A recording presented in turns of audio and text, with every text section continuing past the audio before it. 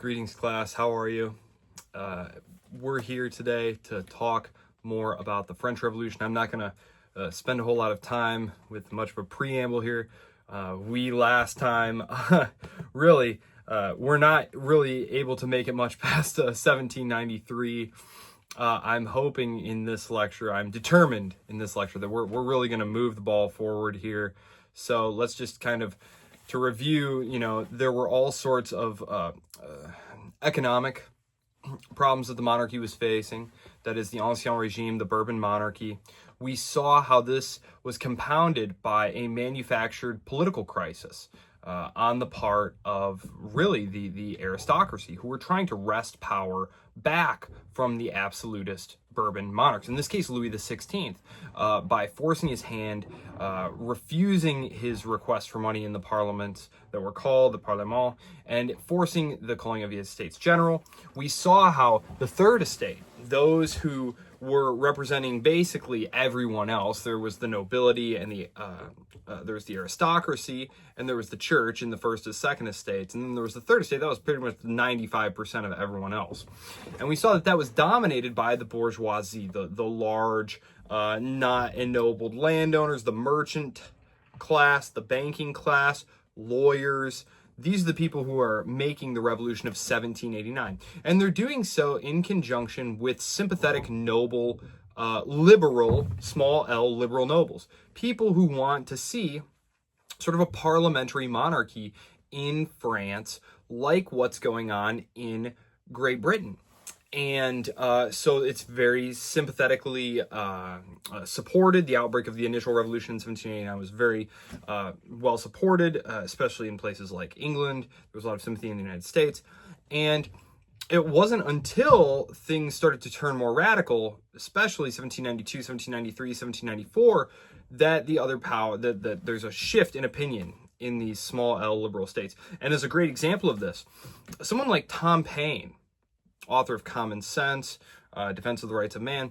This is someone who, in the United States and in England, was a radical. In France, where he goes to revolutionary France, and he finds himself among the most moderate of the Girondins, who were really kind of a moderate left party. If you remember me talking about them last time, they were more akin to like the British liberal imperialists. So, what the revolution in 1789 wanted was a political revolution, and they wanted to rationalize the government of France. They wanted a uniform code of laws, uniform weights and measures.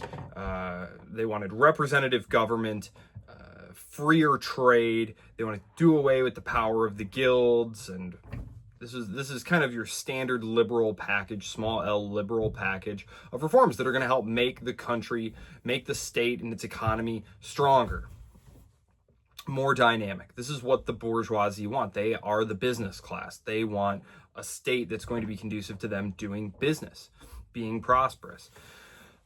They're not interested in a social revolution. They're not interested in things like democracy or anything like that. They're not interested in redistribution. Nothing like that. That is the concern of the revolutionaries who make the revolution of 1793. These were the Jacobins. Of course, the rise of the Jacobins coincides with the ill fortunes of the French Republic in war. And so just to remind you, the War of the First Coalition begins in 1791, and it's basically prompted by the Girondins, who are the most powerful and influential party at that time. Now, the idea here is that they need to essentially start trying to secure France's quote-unquote natural borders. They want to push up to the river and to the mountains, the Pyrenees, the Alps, the Rhine. They also want to secure ports to the north, in the Dutch provinces. The French were always trying to take over Belgium, always trying to conquer Belgium. And so they're doing this, but they're doing it under the banner of liberating the people of those places from tyranny. And this is something that I'll return to later in the context of talking about the emergent ideology of nationalism. This is something that we spoke about last time in terms of fighting for the nation rather than the king in the levee en masse. So the War of the First Coalition, 1791 here, the fortunes of this war are very ill. Now, if you remember from last time, the king had attempted to flee. The king is stopped, the flight to Rennes, he's brought back, he's placed under very close supervision in Paris, in the Tuileries Palace, and there is a lot of mob violence that's going on. There's a lot of mob activity going on in Paris, and there is concern on the part of his relations, who of course are the Austrian royal family, that they not come to harm. And so they issue this manifesto saying, listen, we don't wish to meddle in the internal affairs of France. But then they go on to say that if harm comes to the royal family, there will be super duper consequences to follow. And this, of course, is taken to be a threat and is used by the Girondins to justify going to war, starting this war. And the war, though, goes terribly. And we talked about this. The army is still kind of like a whole... It is still the army of the Ancien Regime, of the Bourbon dynasty, except it's absent a lot of its officer corps. The officer corps was staffed primarily by the nobility, and they left. And they're, they're living in the West German states. They're going wherever they can go. And some of them make their way to the court of the Russian Tsar. Some of them go to England. The rise of the Jacobins and the dictatorship, essentially, of the Committee of Public Safety, which is the committee that Robespierre is basically running the country through, comes about because of the ill fortunes of the French Republic in war. It's very interesting. You can basically chart the radicalism of the revolution in sort of kind of a negative correlation with how things are going on the battlefield. Like, the worse things are going, the more radical and intense the revolution becomes at home. And really, it's only after the armies start turning the tide of things in 1794, late 1793, early 1794, that this is exactly the moment when the Jacobins are overthrown and they're all executed by guillotine. So I'm just going to give you a couple of key dates here around what I'm talking about. So 1789, we have the Liberal Revolution. 1793, that's the Radical Revolution. That's basically the seizure of power by the Jacobins. 1794, this is the Thermidorian reaction. This is the coup against the Jacobins, where people like Saint-Just and Robespierre are executed. Now, politically speaking, I'm gonna stay on the politics of France right now. Okay.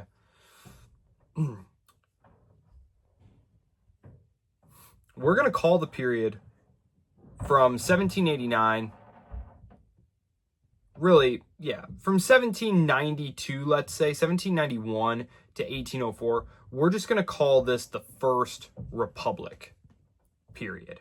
Now, if this were a class strictly on the French Revolution, we would not do that. We would say, like, this discrete period is sort of the parliamentary monarchy phase, which is very short, and then there's the First Republic, and then there's the consulate, and blah, blah, blah. But basically, this is all from 1789 to 1804.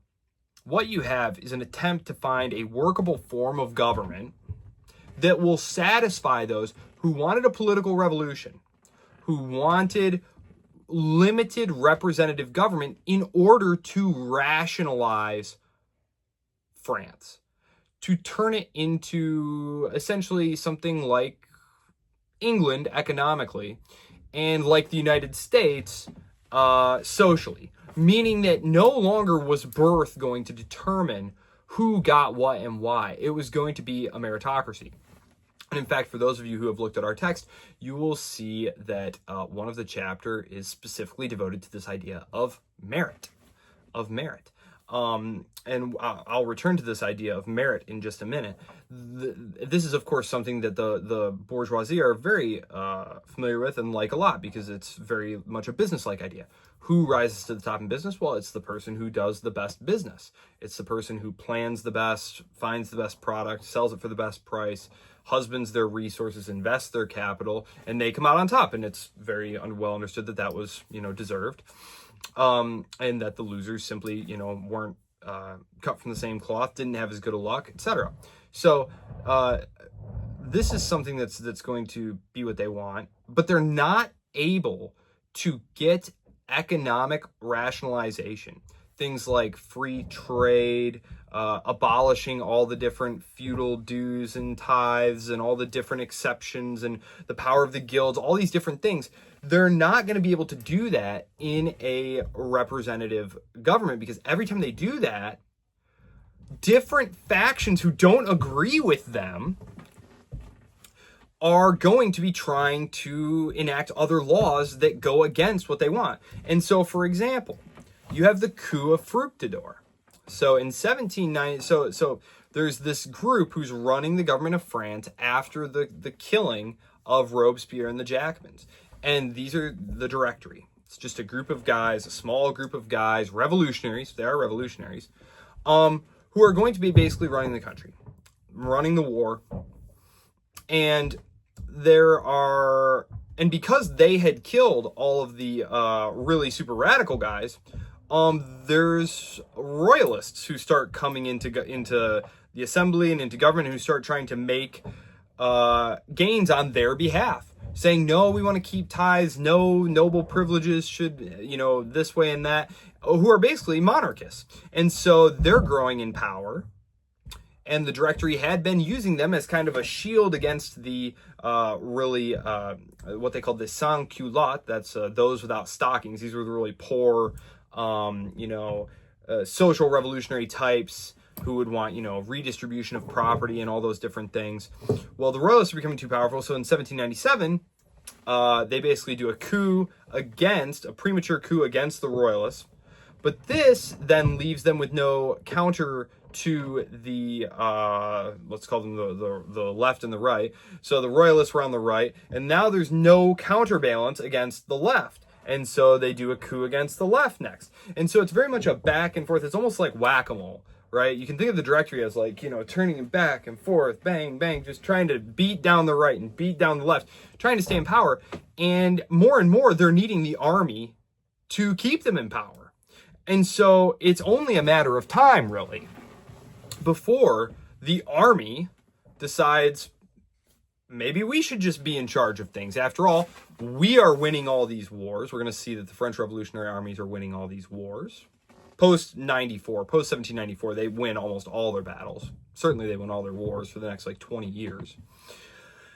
And they're also the ones funding the government. They're pillaging all this stuff and sending the money back to France, and the army is feeding itself. They are, looting the countryside, living off the land. They're basically keeping the government afloat. And politically, there's no legitimacy on the part of the Directory. The Directory can't win an election. They throw out results that would have them leave office. And then, they, beat down the right and they beat down the left. They don't have support. And so it's not long before the coup of Brumaire comes along in 1799. And this is Napoleon's coup. Napoleon is, by this point, the most successful general of the revolutionary armies. And yes, he was a revolutionary. He had ties, actually, to some of the more moderate Jacobins. And so he comes to power in 1789. And then he, over the course of the next couple of years, maneuvers out the other people who he was supposed to be sharing power with. The members of the Directory who brought Napoleon into political power with them thought that they would be using him. Very similar to how the German politicians who thought that they were going to be using Hitler and then wound up getting cut out by Hitler and subordinated to him. Something very similar happens here. These guys think they're bringing in Napoleon to use him, and in fact, he winds up cutting them out and assuming power himself. And so it's the consulate. And so it's supposed to be ruled by a group of guys, the consulate, of course, hearkening back to the Roman Republic. He eventually becomes the first consul, and then it's first consul for life. And very quickly, 1804, he has himself proclaimed emperor. So from seizing power in 1799, with the help of people like Talleyrand, he's a part of this revolutionary story from beginning all the way through to the end. He's a very fascinating character. He's not really germane to our class. He's, obviously if this were a class about the French Revolution, we would speak about him. But so 1789, liberal revolution. 1793, radical revolution. 1794, reaction against the Jacobins of 1793. This is Thermidor. Then in 1797 and 1799, you have coups against the right and the left on the part of the Directory. So the Thermidorian reaction in 1794, that's what brings the Directory to power. And then the next 5 years is essentially them trying to maintain power politically in France while also running the wars abroad and setting up at home the institutions that really are going to be adopted by the empire, the forms of the consulate and the later empire. So the coup of Brumaire in 1799 effectively ends the revolutionary period. The consulate is basically going to take the sort of dictatorial small group government form and bureaucracy that was set up by the Directory, and then that is just going to basically have a new name slapped on it with the empire. Now, I'm going to talk about this idea of merit. Napoleon was a very romanticized figure, even in his own life. He had a very powerful attraction. And I think a lot of this is explained by the fact that if you look back through history at people who reasonably educated people would know, people like Alexander the Great, people like Julius Caesar. Yes, it's true. They conquered lots of things. They reorganized their states, passed a lot of laws, etc. They were still royalty or part of the aristocracy. Napoleon was the son of a minor Corsican aristocrat. I mean, Corsica had actually been part of one of the kingdoms of Italy, and it had literally just been acquired by the French Bourbon kings right around the time of Napoleon's birth. So he's not a Frenchman, he's Corsican. And yes, he's technically noble, but I mean, he's a Corsican noble. That's nothing. That's not important. He's basically a commoner. He's a corporal in the artillery. He's not an officer. He's just a corporal in the artillery, and he rises because of merit. And he rises to the point that he crowns himself emperor and subordinates basically all of Europe to himself, with the exception of Russia and Great Britain.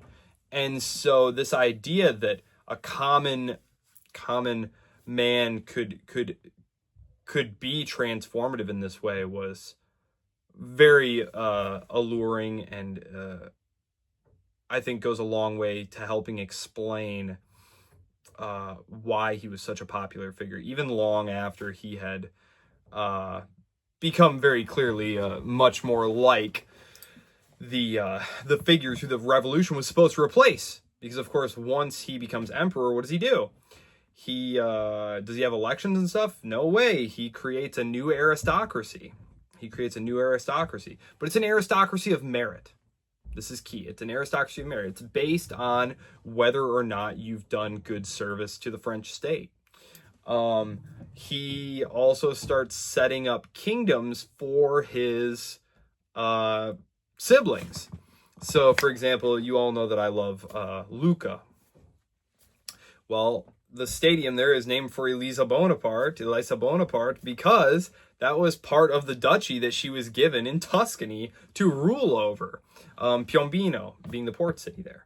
And he does this all over the place. He just puts his family members and marshals, people like, Bernadotte, He actually becomes like the king of Sweden. His brother, he places him on the throne of Spain, which causes all sorts of problems that we're going to have to get to. He marries into the Austrian royal house. So now he's married into the Habsburg royal family. I mean, there's a reason that people who really believe that he represented something new and different and a clean break with the old and, the fulfillment of the revolution. Beethoven very famously dedicated his Eroica symphony to him, and then later, after he proclaimed himself emperor, scratched out the dedication, allegedly.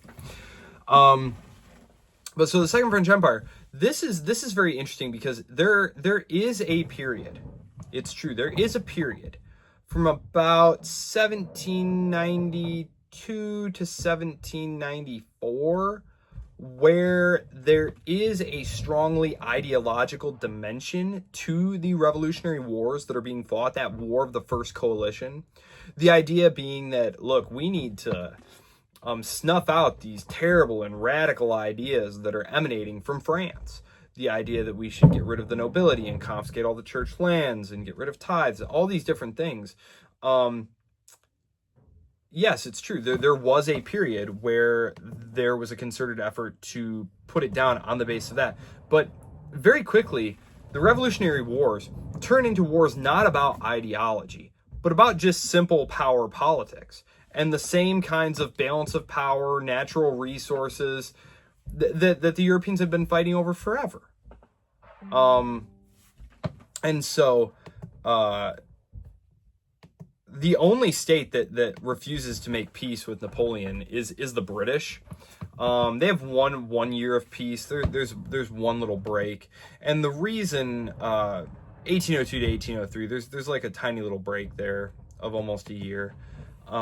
Where they're at peace.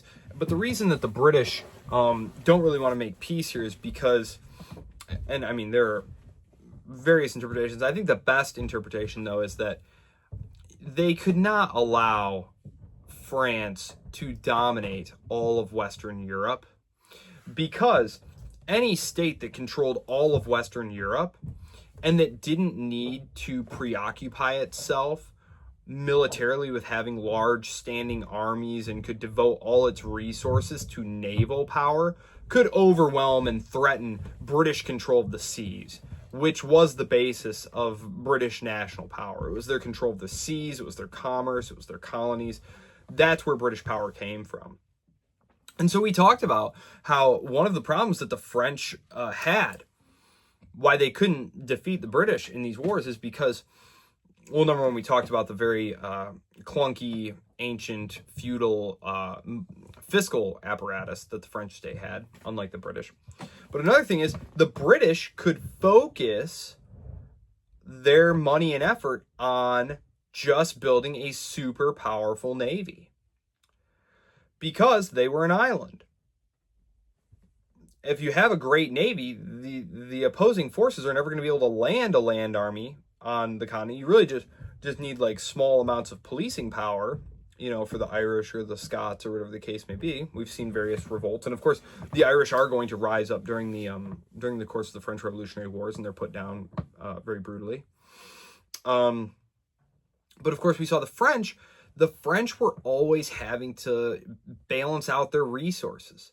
They were having to try and build a navy to compete with the British and the Dutch, and on the one hand, but also to maintain a powerful enough land army to be able to fight for their interests and their wars against the Prussians and the Austrians and the Russians and the Ottomans and on and on. And so if you no longer have that security problem, if France, the empire, now controls all the states that it previously needed to fight against, well, now they can focus their power on their economic and military power on building a navy to challenge the British. So the British never make peace with them. Everyone else more or less does and comes to an agreement with Napoleon because he's not terribly radical. Even at the end, when they've clearly defeated France, France is going to be defeated, around like maybe let's say 1812, 1813. The other powers are still perfectly willing to let Napoleon stay on the throne, to let France keep some of its gains. because it's understood that France is just behaving like a normal power. They're not trying to revolutionize the continent and destroy the other side's monarchies and, you know, all that different stuff. I'm going to talk about that in just a second. But, yes. So, this is a radical transformation, this period, though, because unlike the revolution in England or unlike the revolution in the United States, this revolution is happening in the largest, most populous, most powerful state in Europe at this time, the most powerful kingdom at this time. You know, populous, you could accept European Russia, you know, but it was very close, like, population wise. France was overwhelmingly powerful. They could defeat any combination of opponents thrown against them. So when France starts this revolutionary process, things like ending, you know, the feudal privileges, revolutionizing the masses, meaning putting guns in the hands of the people. This is one of the reasons that the Jacobins are able to seize power in 1793 is because it's understood that only the Jacobins can win this war, because the Jacobins speak for the masses, and what they need is hundreds of thousands of new troops to go fight in these, you know, kind of not very sophisticated, like human wave type attacks against these much smaller professional armies. And this is the levée en masse. This is what happens. This is the nation in arms. This is the idea that, no, this country, this place, France, is your state. That it's no longer, you know, a king of France. There's a king or emperor of the French people. There's going to be an effort to eliminate linguistic and regional differences, to make what had been really like Parisian French the language of the whole state. That there's going to be public schools, that there's going to be uniform education, that there's going to be uniform standards all across the state. And the reason for this is because it strengthened the power of Paris to fight the wars that it was needing to fight. In 1794, the situation was super critical. France was being invaded from all sides. Well over half of the area of France was in open revolt, because some of the things that were being enacted, things like the abolition of church privileges and noble privileges, these were very strongly resisted in the South and West, in what was called the Vendée Uprising. And so Paris has to go put down, you know, every revolution is a civil war, right? They had to go put down their internal enemies inside of France and to impose the control of Paris. And all of these things that strengthen the power of Paris and allow them to steamroll the Prussians and the Austrians and the Russians. These are things that then the Austrians and the Prussians, and to a lesser degree, a much lesser degree, the Russians, have to then do to be able to compete with the French militarily. So this is something where the revolution in France sparks transformations in other states that otherwise would not have been undergone. Things like the creation of larger armies, the promotion by merit, which again is one of those things where it's like, how did people do it before? Well, it was, you know, he's my nephew and I'm the Duke of Normandy, so it's his turn to run, you know, this army. No, now the people who run the armies are going to be the ones who win the most battles. People who get promoted are going to be the ones who show, you know, bravery and courage and initiative. And as the revolutionary and Napoleonic armies spread across Europe, conquering Europe, which they push well into, I mean, really, at its greatest extent, in 1812, at its greatest extent, you have, France is huge. I mean, it goes all the way almost up to the Baltic coast there. It butts right up to Denmark. It goes down into Italy. It has allied states, Austria, Prussia, Norway, Denmark. It has states that are directly under Napoleon's control, like the Confederation of the Rhine, basically Germany. But it's much truncated because France has lopped off large parts of Germany. The Kingdom of Spain. So basically all of Europe, except for the Balkans, which are still under Ottoman control, and Russia, and Britain, and Portugal, where the British are helping keep Portugal out of Napoleon's hands. These are all under French control, and the ideas of the French Revolution, and specifically this idea of nationalism, is spreading to all of these places.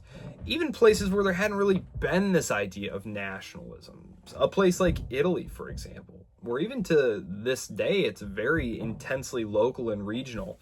Certainly, to someone like a shopkeeper in Lucca, if you had told him that he was basically, the same as a Pisan, which Pisa and Lucca are not that far away from each other, like 40 miles or something like that, they would have been very, very confused by what you were talking about. Like, yeah, you're both Italians, And certainly if you had told a Neapolitan and, a Sardinian or something that, yeah, you guys are Italians, this idea just didn't mesh. Nationalism is an elite project. It is a project by which Italian elites, German elites, go about trying to foster this idea of Germany and of Italy and of Spain as this specific single entity, this overarching identity. That, yes, maybe you are a Frankfurter or Berliner, or you are, a Tuscan and, Neapolitan, but overarching that is this idea of German, of Italian. But it's going to take a long time. The national revolutions for national independence and unification are 50, 60 years in the offing at this point. But it is the French Revolution that sparks this idea that no, the land of Europe is not just the property of these ancient monarchies that have ruled for 1,000 years, which it's true. They had ruled for 1,000 years. If you looked at the French kings, for example, going all the way back, you had the Capetians, the Valois, the Bourbons. I mean, they had ruled France for 1,000 years. And it was kind of like their personal patrimony. The idea that, no, France is not a place like a kingdom, like the place of the King of France. It is the place of the French people, of the French nation. And that the territories of a place belong to a specific people. And this is going to be very transformative. It's going to be the cause of all the wars in Europe, really, between the end of the French Revolutionary Wars in 1815 until the outbreak of war in 1915.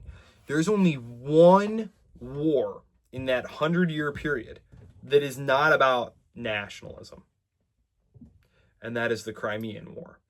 And we'll talk about the Crimean War, which is sort of a classic great power balancing type war where the British are trying to keep the Russians from the Eastern Mediterranean, keep them bottled up in the Black Sea there. So that one is just a strategic war. An ideological war, or a war for national liberation or unification or independence, the Italian wars, the German wars, the Balkan wars, these are all wars about nationalism. Who we are, who should rule. The idea that the Habsburgs, whose seat is in Vienna, which is in modern-day Austria, the idea that they had possessions in central Italy that they also ruled and collected rents from, there was no problem with that. That was how it had been for 1,000 years.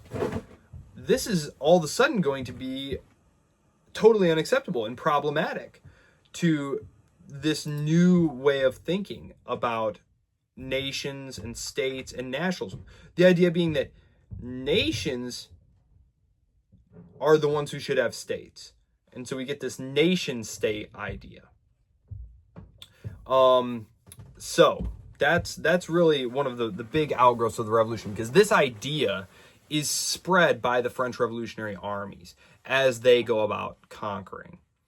And oftentimes, as I mentioned, the French Revolutionary armies are a lot of times feeding themselves by looting other places.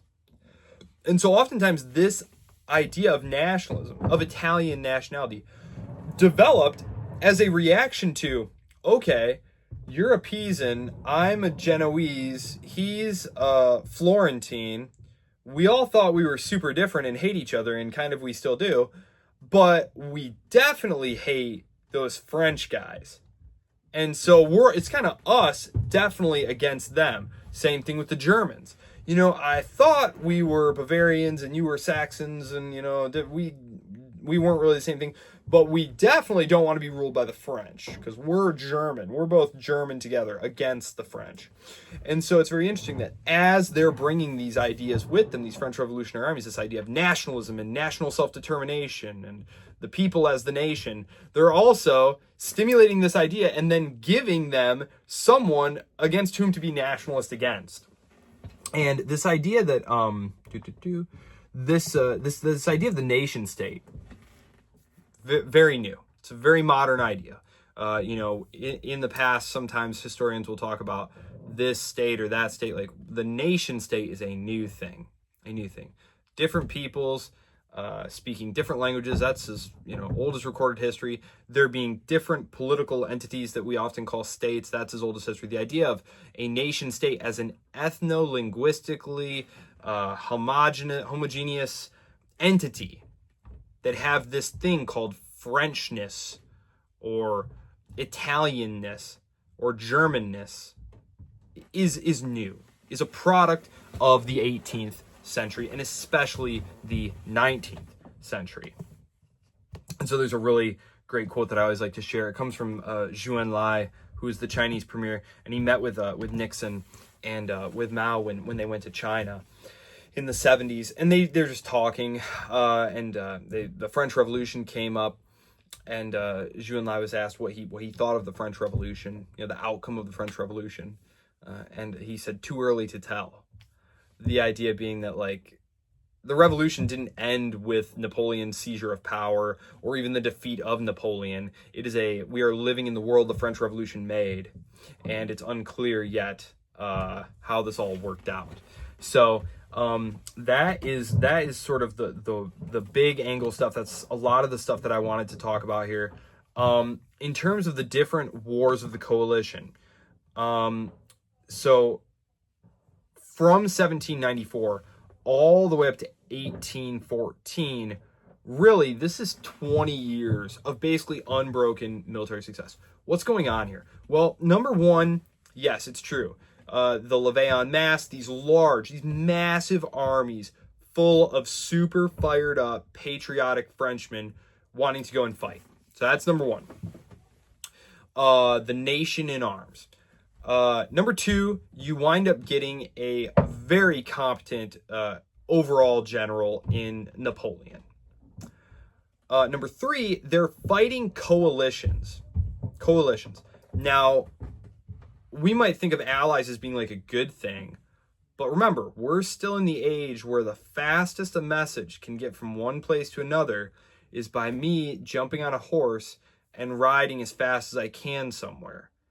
And if you're sitting in headquarters and you send me to go deliver a message somewhere, and I don't come back, you don't know if they received the message, you don't know if I got lost, you don't know if the enemy found the plans or captured me or what the thing. The fog of war was very real. You might stumble upon an army, you know, that's why you sent out like reconnaissance patrols who would be like actually looking to make contact with the enemy because you didn't know where they were. And you'd have like encounter battles. Encounter battle is literally exactly what it sounds like. You didn't realize there was another army in the area, and then you encountered each other and a battle emerged. So these coalitions, Napoleon was famous for saying, the more allies they have, the weaker they are. And the idea is you're trying to coordinate all these different activities between, the Austrians and the Prussians and all these different factions, and it's very slow. And it's very disjointed, and there are multiple change of commands, and there are language barriers. And Napoleon is just able to very easily and quickly pick them off one by one with a unified chain of command. Over and over again, you'll see the armies of the coalitions mobilize, and Napoleon just moves much faster, much more aggressively, much more directly, and just is able to knock them out one at a time. One of his favorite things to do was the strategy of the central position. This is where he would, drive in between where two allied armies were going to be converging, and then he would smash one of them, turn around, and quickly then turn and deal with the other one before they could combine. This was something he did over and over. He was a good delegator, and he had some good marshals too, who won quite a lot of battles for him. We talk about like Napoleon won all these battles, but oftentimes his marshals would win battles as well. Let me see, what else did I want to touch on? Yes. So, really, one of the biggest things that turns the tide of the wars is Russia. Because as I said, Russia is really the only part of the continent that he's not able to bring under control.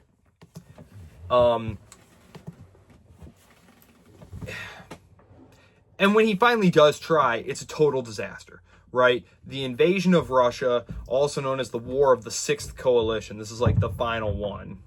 Technically, there's a War of the Seventh Coalition. But this is... So what happens, of course, is Napoleon attempts to invade Russia. You all know this from 122. He attempts to invade Russia, is forced out of Russia, ultimately defeated, sent into exile on Elba. The Bourbons are brought back to France. Things are going, kind of poorly for them. Very quickly, Napoleon returns. He escapes Elba, returns. All the armies, all the French armies basically desert the Bourbons and flock back to Napoleon. And so you have what's called the 100 Days Campaign. And then he's defeated for the last time at Waterloo. And that's technically the War of the Seventh Coalition. So there's 7 wars of the coalition. The final one, though, is basically just them scrambling to get back together to finally defeat Napoleon and then ship him off to the South Atlantic, where he'll die several years later. So the War of the Sixth Coalition is the big one. Because honestly, if he had stopped there, things would have been completely fine. Napoleon was the most, I think, even though he was defeated, he was probably the most successful single ruler France ever had, for a lot of reasons. Not just militarily. He also did all sorts of things for the state itself domestically that I'm going to talk about that were then copied elsewhere. Things like the Napoleonic Code, the Code Napoleon, which provides laws for places all over the world, including in the state of Louisiana. That's why if you are studying to go to law school, anytime a professor mentions something, they'll say, yeah, and this is true in all states, except Louisiana. He puts in place a lot of the institutions that are going to then be adopted by the Bourbons and then adopted by the republics that follow. So I'm going to talk more about that on Wednesday. I think with my remaining time here, I want to highlight two things. First, why is Napoleon set to invade Russia? Well, he thinks that it's by bringing... So Britain will not make peace with France. And Napoleon is trying to defeat Britain in an economic war. He is trying to keep British trade from occurring with the continent. He basically creates what's called the continental system. And what he's trying to do is he's trying to keep, isolate Britain from Europe economically. However, the problem is all these other states continue to trade under the table. And the biggest problem, the biggest leak, if you will, in the continental system is Russia. Russia has kind of been nominally allied to Napoleon by that point. But Napoleon decides that the only way that he is going to completely break the British with his continental system is by bringing Russia under his control to keep them from trading with Britain. Now, I don't think that that's necessarily true, that would have worked, and there are reasons for that, but this was his thinking. And so he tries to invade Russia. Now, this is where the nature of the French Revolutionary armies was also their weakness. The French Revolutionary armies were designed to win sharp, quick, decisive battles in very rich areas of Western and Central Europe. Okay, so they were moving short distances, and they were winning quick battles, and they were living off these very rich, developed areas, and they were using these really well developed roadways to move around quickly. This is maybe something that you don't think about, but if you've ever tried to like just set off, just like strike off the road and just like go try and walk through like fields and woods and stuff. And now imagine trying to do that with like 50,000 guys. It's not actually going to move very fast. And now imagine you have wagons and horses and all this stuff. So having really well developed roadways speeds the movement of the army around a lot. They live off the land. Well, because of this, they never develop really a very good supply system of logistics. And so as they start moving this way, see, you're watching me this way, as they start moving into Poland and into Russia,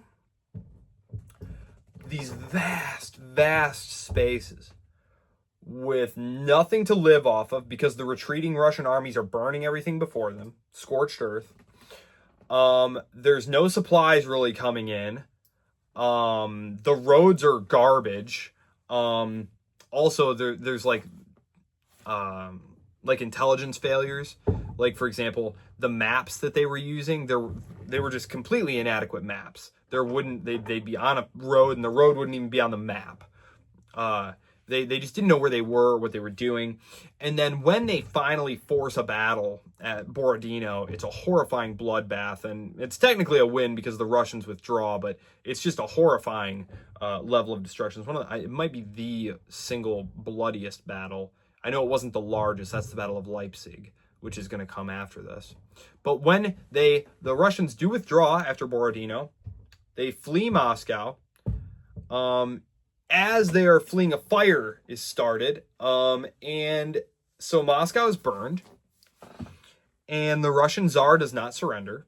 They simply withdraw further into the interior, and now Napoleon is sitting there with his army in this burned out city with no supplies and winter approaching, and the Russian Tsar is refusing to surrender and sign a peace deal.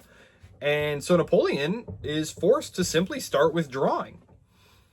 And the withdrawal turns into a total debacle, disease, malnutrition, attacks by the Russian cavalry,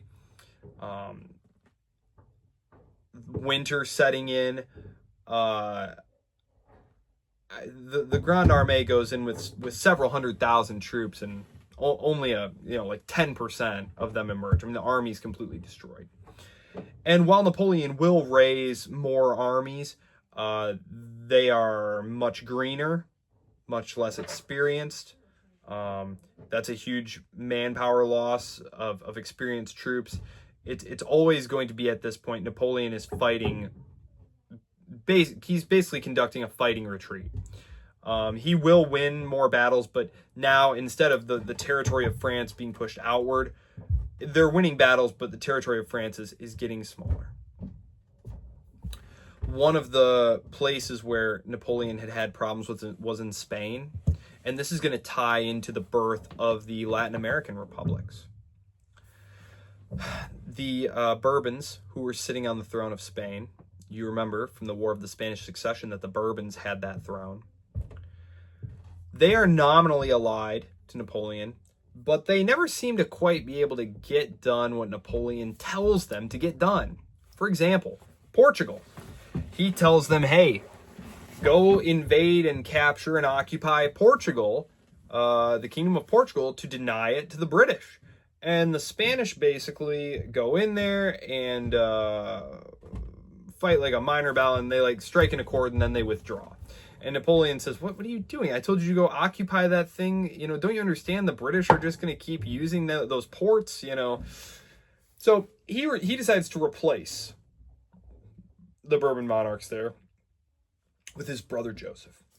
So he's imposing a new monarchy. Now, this is problematic within Spain itself. There's going to be a guerrilla insurgency against him, guerrilla warfare against him and his soldiers there by the population. But even more problematic is the fact that over in the Americas, all the local notables over there look over there and just, Joseph Bonaparte is now in charge of us? No, not at all. They're going to start running affairs for themselves. And if you think about it, this is going to bring about a period of over a decade where they're essentially managing their own affairs. This is really the period of the birth of the Republican movements in Latin America for national independence by these elites. Now, they're not going to win their independence at this time. They're basically just going to be governing themselves independently of control of the metropole. When the king comes back, which we aren't going to talk about today, I'm not going to have time, but after Napoleon is defeated and all the monarchs get put back on their thrones and all of that, there are going to be clashes. There are going to be clashes over authority, and it eventually is going to lead to the Latin American revolutions and the declaration of the republics, and so this all traces back to that instability that is sparked by Napoleon's invasion of Spain and the toppling of the monarchy. So it's just one of the many impacts on history that had, the birth of the Latin American republics. The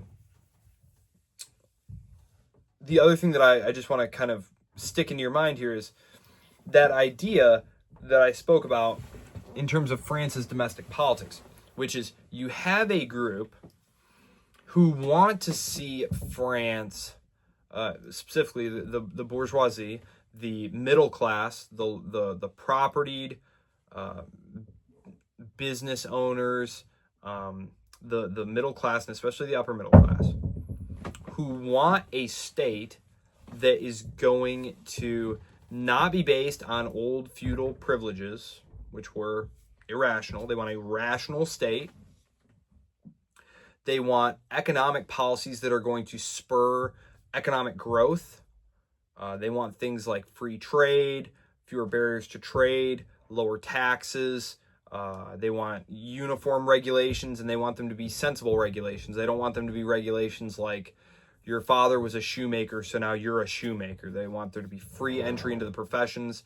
They want the right to assembly and freedom of speech. They're talking about for themselves, right? And for representative government, again, by themselves, they're talking about, representation for their class. And to get these things from the old order, the aristocracy and the church, they need the numbers of the masses. So they need the lower substratum of the population, the working class, the poor. They need them to get out there and agitate against the ruling regime. But then once they have used the power of the streets, the power of the masses to topple over that regime, they then need to use the tools and instruments and sometimes the direct help of the old regime to then suppress the masses who they got riled up and revolutionary in the first place. And so it's this idea that there's this group of bourgeois revolutionaries who want to go a certain way down the road of revolution, but who are always struggling to stop at the destination where they want to stop without being pushed forward by revolutionary forces towards things they don't want. Pure democracy, another reign of terror, total redistribution of property, and all of these things. And so this is something that we're going to see repeated over and over. This is just one of the French revolutions. There's going to be another one in 1830, another one in 1848. There's going to be another one in 1870, 71. And it really always ends, it's really the same pattern over and over and over. And so reading like histories of the period, which de Tocqueville wrote one about French history of the period. Karl Marx actually wrote one of the period. And they're really good. And it's just this cycle that keeps happening over and over. Yeah, that's an interesting thing about Marx. Like, his theoretical works were terrible for a whole host of reasons. One of them being that he took up Ricardo's labor theory of value instead of understanding Menger's subjective theory of value. But in terms of his historical works, they're actually pretty strong works. I've read several of them. I enjoy them. The wars of the French Civil Wars, and then the Brumaire that he wrote. So. Yeah, I see that I'm coming up on an hour here. I guess I'll leave you with the Restoration. So Napoleon is militarily defeated. And as I said earlier in the lecture, initially the other powers, the other ruling people, said, you can keep your throne. Now, some of them had self-serving reasons for saying this. For example, the Austrian foreign minister, Metternich, who's very powerful in these deliberations, he's supportive of Napoleon and the House Napoleon staying on the throne of France because they're married into the Austrian royal family, right? And so Napoleon and his son, like, so there is always some interest going on there. But Napoleon refuses. Is subsequently defeated, and so there's a debate about what should be done. And they decide, ultimately, the powers, the Russians, the Prussians, the Austrians, the British, they decide to bring the Bourbons back. And so the brothers of Louis XVI, the executed king, the husband of Marie Antoinette, his brothers are going to be brought back. And so we're going to get Louis XVIII. Louis XVIII. He is going to briefly reign, and he is going to be trying to restore the Bourbons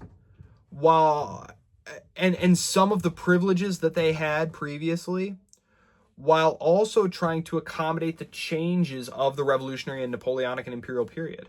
Because when they first come back, you saw that there was a 100 Days campaign and Napoleon came back from Elba and the armies deserted. Well, part of it was because when the Bourbons came back, in those several months that they came back, things were terrible. And the aristocracy came back, and they were acting like they were just going to change things back to the way they were before 1789 even happened. And the people were not okay with that. And so that's one of the reasons that Napoleon was able to return and have all the loyalty that he needed to wage his final campaign, the 100 Days campaign. So in 1815, when Napoleon is defeated and the Bourbons are re-brought back to France by the Allies, there is an effort by Louis XVIII to restrain people like his brother, the Comte d'Artois, who will become King Charles, spoiler alert, to restrain people like them and say, listen, we cannot go around acting like we're going to reimpose the old Ancien Regime feudal order on France. Too much has changed. We need to make allowances for the ways that France has changed and to undergo this kind of process of negotiation and create kind of a new monarchy. Louis XVIII is not terribly successful at this. He's not a man of tremendous energy or health. He dies without issue. His brother Charles, the arch reactionary, becomes king, and his attempt to fight back against the forces of the new France of the Revolution and Napoleon and the Empire, are going to result in him being overthrown in a revolution in 1830, and the ushering in of France's really only parliamentary monarchy, so to speak, the July monarchy. So, yeah, that's where we're going. When we meet on Wednesday, we're going to be talking more about the internal changes that are being undergone in France and that are spreading throughout the continent. We're going to go and visit other parts of the world and see what's been going on there, because the Napoleonic Wars were global. They were global wars. And we might even talk about how terrible the latest movie about Napoleon was. So Until I see you then, have a great week.